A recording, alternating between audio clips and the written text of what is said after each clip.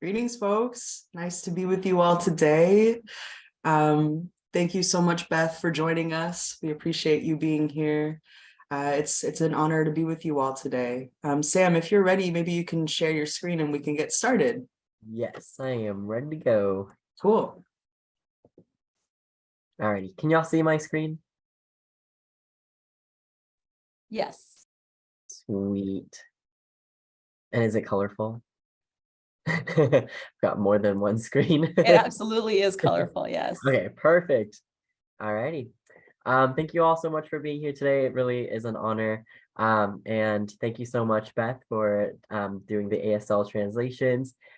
So we are here today for the insights into LGBTQIA+ inclusivity. How can we best integrate queer and trans affirmative practices? So thank you so much for having us. We'll get started. So today's agenda looks like this. So we're going to do a land and labor acknowledgement, and we're going to do introductions and talk about why is queer and trans competency important and really ground the training in that. And talk about what QT BIPOC means. I know a lot of us have used the acronym BIPOC and kind of an extending of that. Talk through QT BIPOC, and we're going to be looking at intersectionality, leading with race, go through pronouns, misgendering, and dead naming, and share some gender affirming and inclusive practices that you all can think about and adopt. Yeah, so we've got a packed agenda. We're gonna get right onto it. All right, I'm gonna start us off with a land acknowledgement. We want to acknowledge that Seattle's LGBTQ+ Center is on the unceded traditional stolen homelands of the Coast Salish peoples, specifically the Duwamish people, past and present, who are the original stewards of the land. We acknowledge and pay respect to the Coast Salish elders and extend that respect and gratitude to their descendants and to all Indigenous people. Those who hold stellar privilege in the city must actively work towards supporting and honoring the first people of Seattle, named after Chief Seat. All right. We also just want to ground the space in the labor acknowledgement. So we want to acknowledge that much of what we know of the US today, including our culture, economic growth, and development, has been made possible by the labor of enslaved African people whose labor was exploited and extracted for generations. Our nation continues to profit financially from the exploitation of the descendants of enslaved Africans, and we are indebted to their labor and their sacrifice. We must acknowledge the tremors of the violence throughout the generations and the resulting impact that can still be felt and witnessed today in order to collectively work towards liberation.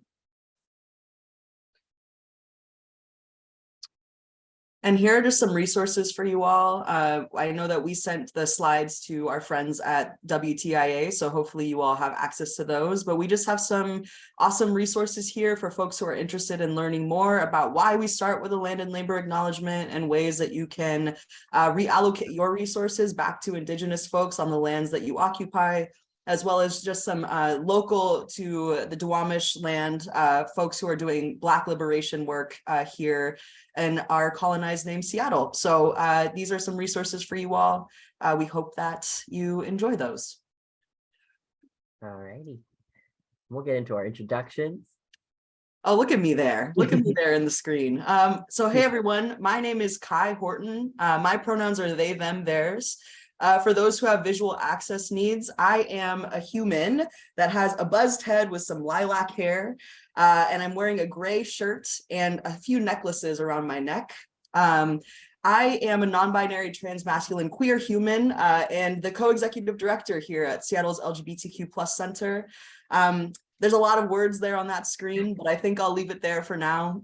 It's really nice to be with you all today, and I'm really honored to co-hold this space with Sam. That's me.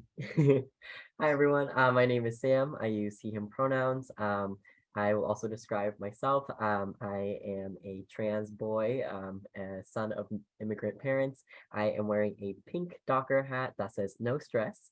And I have little blonde hair peeking out from there. And I'm wearing a green hoodie. And I'm wearing glasses. I am the Training and Technical Assistance Coordinator at Seattle's LGBTQ+ Center. And I am also really excited to be here to co-hold this space with Kai. Alrighty.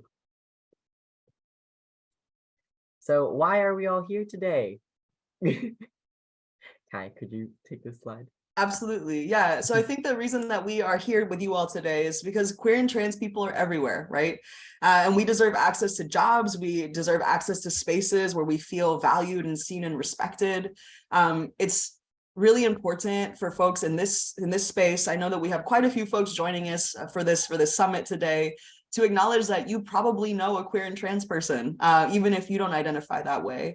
And likely, if you hold power in an organization, you have a lot of team members in your organization that are queer and trans, that are just looking for places where they can just feel like they can breathe a little bit deeper. Our job here at the center is to create spaces where queer and trans people feel not only like accepted, but loved and celebrated. And also that we can hold the complexity of what it means to be a queer and trans person in the world. So at the center, we do a lot of work of really decolonizing a lot of our practices so that they're more trans affirming, because we love trans people here and we love queer people here. And it feels really important to share some of the things that we're learning as an organization with you all. So yeah, I think that's why this is so important. And Sam, maybe you can speak to it more with some numbers. Yes, thank you, Kai. I know some folks are really data and numbers oriented. So I've got some survey results that I would like to share with you all. In this particular survey that was done in 2015 by the US Transgender Survey of 27,715 trans participants, which this is the first ever survey that was done nationally. There's another one happening right now this year. So if you identify as trans, please fill out this survey. So in this survey, it showed that 77% of those who held a job in the year prior took active steps to avoid mistreatment at work, such as hiding their gender identity, delaying their gender affirming transition, refraining from asking their employers to use their correct pronouns, or quitting their jobs. And I know this number is just a number on the screen, but 77% is more than 3 out of 4 folks, right? And that number is way too high for our queer and trans folks who are living their lives, who are trying to live their lives wholly and fully, to be in such deep pain at work. And this other survey that was done in 2018 by the Human Rights Campaign, Workplace Divided report, showed that 46% of LGBTQ plus employees are closeted in their workplace. 50% of non-LGBTQ plus identified employees said that there were no openly LGBTQ plus people at their company. 31% of LGBTQ plus employees say that they felt unhappy or depressed at work. And a top reason that LGBTQ plus employees don't report negative comments about LGBTQ plus people to HR or to their supervisors is that they don't think that anything will be done about it. And lastly, this finding is based on 25,324 US-based full-time STEM professionals, including 1,006 who identified as LGBTQ plus. And so 1 out of 3 LGBTQ plus STEM professionals experienced social exclusion, compared to less than a quarter of their non-LGBTQ plus coworkers. LGBTQ plus STEM professionals were about 30% more likely than their non-LGBTQ coworkers to have experienced harassment at work. In comparison to their non-LGBTQ plus coworkers, LGBTQ plus professionals were 41% more likely to experience insomnia, 22% more likely to have felt nervous or stressed from work, and 30% more likely to have experienced 1 or more depressive symptoms in the past year. And unfortunately, a lot of this makes sense, right? When you can't exist fully at your work and you are worried or feared for your safety, you cannot focus. You can't do the work that you have to do. And so with that, I want to break down this acronym with you all and share it with you all, because understanding that there's also compounding marginalization that happens when more than one aspect of our identity is marginalized. Those numbers are probably far greater for queer folks of color. And so I really want to highlight that by sharing this acronym with you all. QT-BIPOC stands for Queer and Transgender Black Indigenous People of Color, and it is coined specifically to highlight the experience of heightened marginalization at the intersection of racism, ethnocentrism, xenophobia, and queer and transphobia. We have to acknowledge the historic and vital role that QT BIPOC, especially Black trans women and Black trans femmes, who have played and continue to play role in the queer liberation movement. And we must recognize the ongoing struggle for liberation faced by QT BIPOC folks to build solidarity. And with that, I'll pass it over to Kai to lead us through talking about intersectionality. Yeah, thanks, Sam. So obviously, you know, the acronym QT BIPOC really cues intersectionality as an important aspect of doing our work institutionally, right? So when we're thinking about HR practices, when we're thinking about ways of being more inclusive, we have to take an intersectional approach to that, right? In my experience, a lot of HR spaces have been predominantly cis and white in my career, right? I don't want to speak generally, but in my career, that has been usually who I find in the HR offices of my past career moves, right? So I think that it's really important that for folks in the room who hold power around HR related policy and procedure work, that we really center intersectionality when we think about how we're going to innovate and make our spaces more trans inclusive, more queer inclusive. And so the invitation is to think about intersectionality, but always leading with race, right? Because what we understand to be true is that systemic racism is at the core of every other oppression that exists in the US context, right? So we're all here, we all find ourselves geolocated on Turtle Island, what we now call the United States. And so it's really important that we understand what that means, right? And so we're going to lead with race when we think about intersectionality. We're going to think about that because racial inequities persist in every system across the country without exception, right? When we look within other dimensions of identity, like income or gender identity, sexuality or attraction orientation, education, ability, age, citizenship, etc., there are inequities and advantages in every level based on race, right? So no matter if you're marginalized based on your racial identity or you hold power because of it, centering that identity is really important as we explore the ways that we want to innovate our practices as HR professionals and as just people in jobs that hold power, that are making decisions that are institutional, right? Next slide, please. And so this is just, you know, we don't have time to go through this today at all. Usually this is a training that's at least 3 hours long, right? But we wanted to give you all a snapshot of what it could look like to start to think about your own identities, right? And take a little bit of an inventory. I want to say that this wheel is very reductive in a lot of ways and is not truly comprehensive in any way. And I don't think that there could be a depiction of the nuance and complexity of identity, right? And I do appreciate that there are 3 rungs here of this circle. And so the invitation is after this training, if this piqued your interest, is to really just start to do an inventory of where you find yourself at the center, right? When you see the center here, power in this case is about social capital in relationship to the ways in which oppression informs social capital and power in our culture, right? And so at the center, you'll see certain identities, right?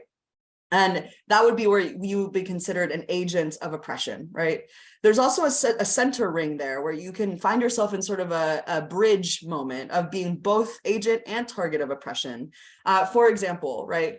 Both Sam and I are non-Black people of color, right? And so we hold an enormous amount of privilege when we think about colorism and we think about the ways in which our racial identities have been assigned more power in proximity to whiteness. And so because of that, it's really important that Sam and I, as 2 non-Black people of color, really take accountability in spaces where we need to advocate and make sure that we're creating safe containers for our Black siblings and our Indigenous siblings, right?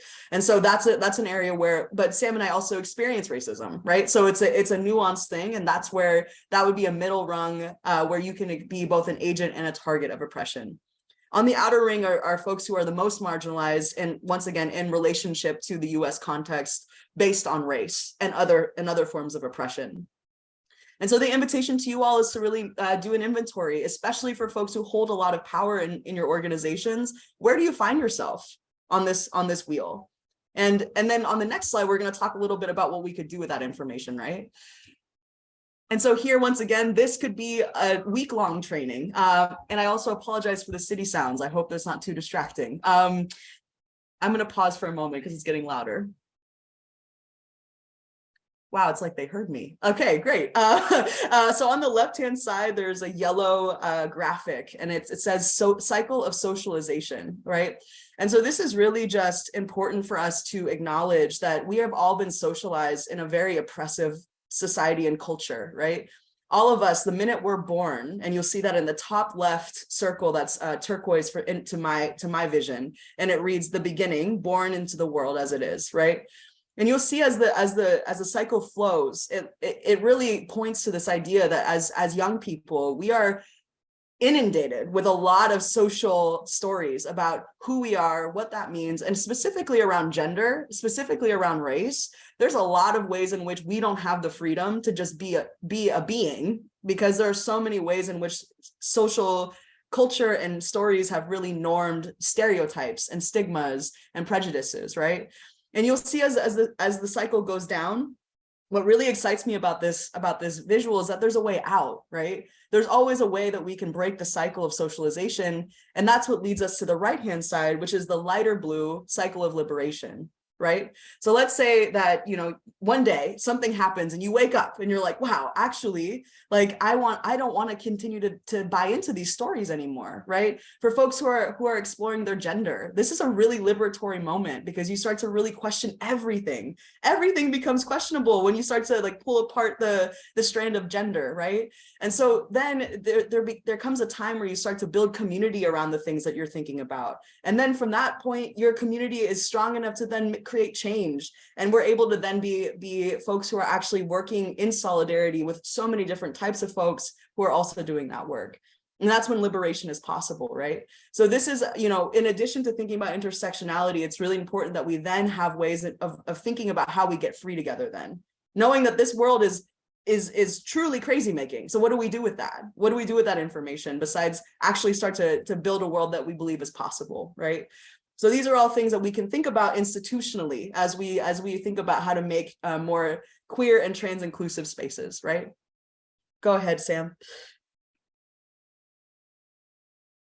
Yeah, thank you so much, Kai. So with that, like, what are some ways that we can create queer, inclusive, and affirming spaces? So I want to touch on pronouns, misgendering, and den naming, and what it looks like to be degendering as a daily practice.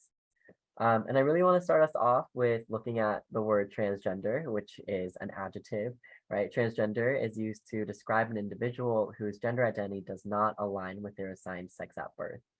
So words like transgenders or a transgender being used as a noun is incorrect. And so we want to say a transgender person.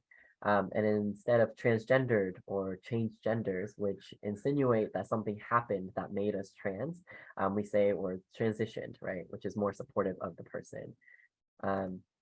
And in looking at pronouns, a pronoun is gendered in the English language, and it is a word that can replace a noun in a sentence. So some examples of pronouns include she, her, hers, he, him, his, they, them, theirs. There's also some neopronouns here like ze, zers, ears, em, air, and more. Some folks will use multiple sets of pronouns, so like she, they pronouns, or they, he pronouns, or any pronouns. And some folks use their name instead of pronouns. And I really want to know if there are folks who use multiple pronouns to really use those pronouns and honor those pronouns and use them interchangeably. And so misgendering is referring to a non-binary and or transgender person with a pronoun or a form of address that is incorrect. That can be with like Mr., Miss, Mrs., or with the wrong pronouns.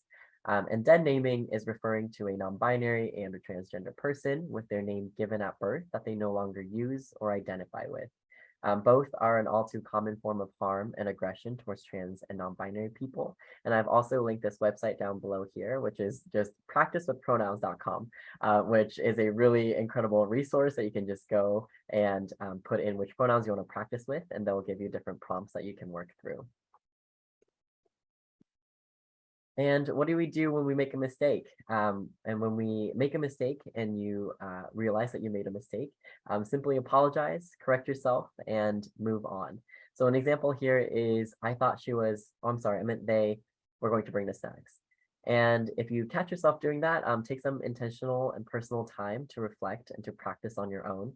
And if you witness someone else making a mistake, guide them. So an example here is, oh, actually, Katie uses they, them pronouns, right? And that guidance is a blessing for everyone involved. And I really want us to be sure in understanding that this is a teaching moment. It's a learning moment. It's a growing moment for all of us, right? Yeah. And a good way to avoid misgendering folks is to ask people for their pronouns. So gender presentation or expression does not equal gender identity, right?